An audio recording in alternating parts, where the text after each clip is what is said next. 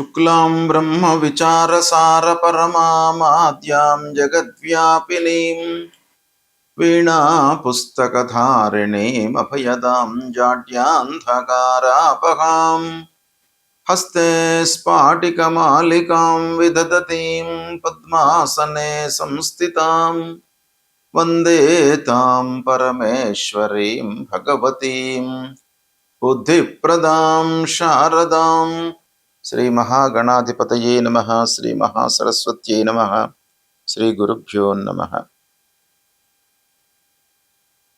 రవి గోచారము అనగా రవి రాశి మారుతున్నటువంటి సమయం లోపల ద్వాదశ రాశులలో జన్మించినటువంటి వారికి ఫలితాలు ఎలా ఉండబోతున్నాయి అంటే రాశి పరంగా, జన్మరాశి పరంగా సూర్యుడు సంచరిస్తున్నటువంటి రాశిని ప్రధానంగా తీసుకున్నట్టయితే ఇలాంటి ఫలితాలు ఉంటాయి అనేటువంటి విషయమే రవి గోచారము అని అంటాం మనం.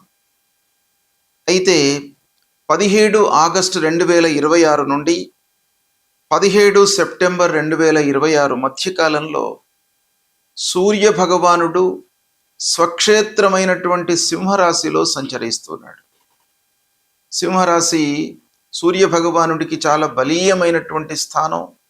అలాంటి స్థానంలో సూర్య భగవానుడు సంచరిస్తున్నాడు కనుక ఈ సంచారము రాసుల వారికి ఎలాంటి ఫలితాన్ని ఇస్తుంది అనే విషయాన్ని మనం కనుక చూసినట్టయితే ఈ సంచారము ఫలితాలను గోచార స్థానాన్ని, తర్వాత రాస్యాధిపతికి, సూర్యుడు సంచరిస్తున్నటువంటి రాస్యాధిపతికి మిత్ర శత్రుత్వ సమత్వాలను దృష్టిలో పెట్టుకొని, తర్వాత సూర్య భగవానుడు ఏ రాశిని చూస్తూ ఉన్నాడు అంటే వీక్షణను కూడాను దృష్టిలో పెట్టుకొని, తర్వాత ప్రవేశ సమయంలో ఉన్నటువంటి చంద్రాధిష్ఠిత రాశిని దృష్టిలో పెట్టుకొని, వేద, విపరీత వేద ఇలాంటి అన్ని ఫ్యాక్టర్స్ను కూడాను దృష్టిలో పెట్టుకొని సూర్య సంచారం మూలకంగా ద్వాదశ రాశుల వారికి ఎలాంటి ఫలితాలు ఉండబోతున్నాయి అనేటువంటి విషయాన్ని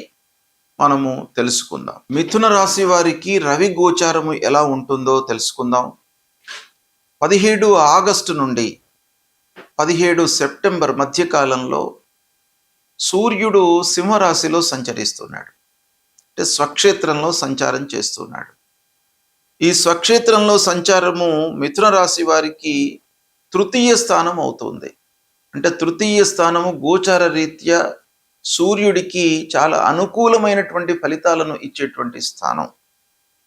అంతేకాకుండా మిథున రాశి అధిపతి బుధుడు సూర్యుడు మిత్రగ్రహాలు, అంటే సమమిత్రత్వము ఉంది బుధుడికి సూర్యుడికి మధ్యన. కాబట్టి మంచి ఫలితాలు ఎక్కువగా వచ్చేటువంటి అవకాశాలు ఉన్నాయి. గోచార రీత్యా శుభస్థానం, వీళ్ళిద్దరి మధ్యన కూడాను సత్సంబంధాలు ఉన్నాయి, మిత్రత్వము సమత్వము ఉంది. అలా కూడాను మనకు మంచి ఫలితాలు ఈ సమయం లోపల పొందేటువంటి అవకాశాలు ఉన్నాయి. ధైర్య సాహసాలతో మీరు ముందుకు వెళతారు. సమయం లోపల అంటే నిర్ణీత సమయంలో మీరు నిర్ణయాలు తీసుకోవడం మూలకంగా కార్య సాఫల్యం బాగా కనబడుతుంది. చిన్నపాటి ప్రయాణాల మూలకంగా అనుకూలత చేకూరుతుంది.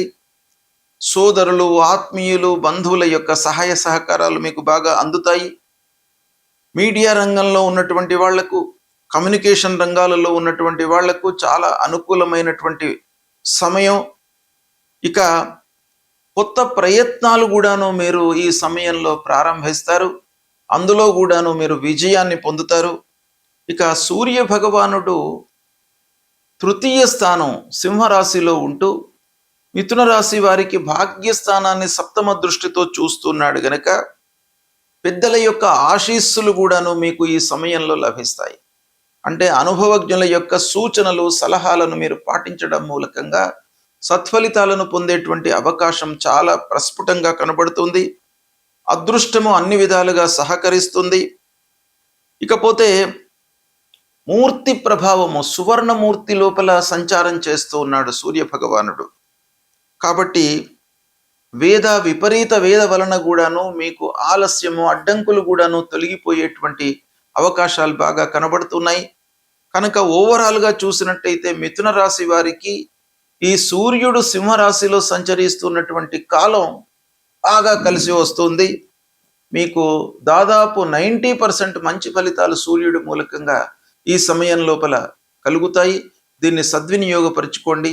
రవి గోచారము అంటే రవి సంచారం మూలకంగా మనకు కలిగేటువంటి ఫలితాలు చాలా ముఖ్యమైనటువంటివి. రవి ప్రధానమైనటువంటి గ్రహము. 9 గ్రహాల లోపల సూర్య భగవానుడికి అత్యంత ప్రాధాన్యత ఇచ్చారు ఫలిత భాగం లోపల. కాబట్టి అలాంటి సూర్యుడి గోచార రీత్యా 3, 6, 10, 11 స్థానాలలో సంచరిస్తున్నప్పుడు శుభ ఫలితాలను ఇస్తాడు. అంతేకాకుండా రాశ్యాధిపతికి సంచారం చేస్తున్నటువంటి రాశి అధిపతికి మిత్రత్వం ఉన్నట్టయితే కూడాను కొన్ని విషయాలలో మంచి ఫలితాలు జరుగుతాయి. వేద అంటే ఈ గ్రహము సంచరిస్తున్నటువంటి సమయంలో స్థానాన్ని బట్టి మిగతా స్థానాలలో ఒకవేళ పాపగ్రహాలు కానీ ఉన్నట్టయితే తదనుగుణంగా వేద గోచారము వేద ఫలితం అనేటువంటిది ఉంటుంది. కనుక వీటన్నిటిని కూడాను దృష్టిలో పెట్టుకొని చూసినట్టయితే ప్రతికూల స్థానాలలో సంచరిస్తున్నప్పుడు సూర్య భగవాను అనుగ్రహం చేసుకోవడానికి అంటే మంచి ఫలితాలను ఇవ్వడానికి దుష్ప్రభావము లేకుండా ఉండడానికి మనం పరిహారాలు చేసుకోవాలి. అందులో సూర్య భగవానుడు ఆరోగ్య ప్రదాత, ఆరోగ్యమే మహాభాగ్యము, అన్నిటికీ కూడాను మూల కారణం. కాబట్టి ఆరోగ్య సమస్యలు రాకుండా ఉండడానికి మానసికంగా ఒక స్థితి లోపల ఉండడానికై సూర్య భగవానుడికి ప్రతినిత్యం కూడాను మీరు అర్ఘ్య ప్రదానం చేయండి. 3 సార్లు నీళ్లు వదిలిపెట్టడము సూర్యుడికి ఉదయం పూట, ఉదయం సూర్యోదయ సమయంలో, లేదా కొంత 8 లోపు మీరు అలాంటిది చేసినట్టయితే సూర్యుడి యొక్క అనుగ్రహం లభిస్తుంది. ఆదిత్య హృదయాన్ని ప్రతినిత్యం కూడాను పారాయణం చేయండి. ఇక గాయత్రి ఉపాసన చేయండి. గాయత్రి మంత్రాన్ని 108 సార్లు మీరు చదవండి, పారాయణం చేయండి. గురుముఖత ఉపదేశం తీసుకున్నటువంటి వాళ్ళు ముఖ్యంగా గాయత్రి మంత్రాన్ని ప్రతినిత్యం కూడాను మీరు పారాయణము జపం చేసినట్టయితే ఆ సూర్య భగవానుడి యొక్క అనుకూలత మీకు బాగా ఉంటుంది. ఇక సూర్యుడికి సంబంధించినటువంటి మూల మంత్రాన్ని మీరు చదువుకోండి. జప కుసుమ సంకాశం కాశ్యపేయం మహద్యుతిం తమోరిం సర్వపాపఘ్నం ప్రణతోస్మి దివాకరం అనేటువంటి ఈ మూల మంత్రాన్ని చదువుకోండి. అంతేకాకుండా సూర్యుడికి సంబంధించినటువంటి దానము ఇవ్వండి. సూర్యుడికి ముఖ్యంగా గోధుమలు శాస్త్రంలో చెప్పబడి ఉన్నాయి. కాబట్టి గోధుమలు, ఎర్ర వస్త్రము ఇవి దానంగా ఇచ్చినట్టయితే సూర్య భగవానుడు సంతోషించి మీకు అనారోగ్య సమస్యలు రాకుండా మిమ్మల్ని కాపాడుతాడు. కాబట్టి ఇవి చెయ్యండి, సంతోషంగా ఉండండి. శుభం.